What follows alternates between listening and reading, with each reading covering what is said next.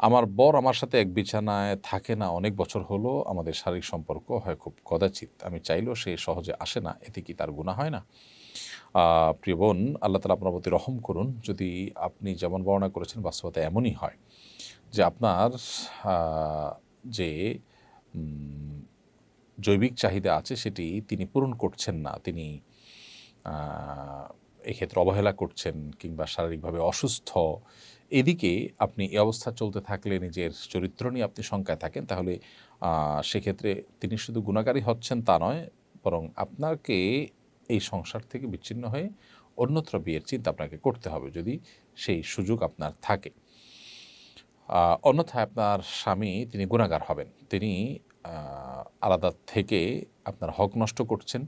সেই দায়ে তিনি দায়ী থাকবেন। তার আল্লাহকে ভয় করা উচিত। কারণ স্ত্রীর ভরণ-পোষণ শুধু জোগাড় করলেই হয় না। স্ত্রীর জৈবিক চাহিদা পূরণ করাও স্বামীর উপর কর্তব্য। সেটা যদি তিনি না করেন তাহলে তিনি গুনাহগার হবেন।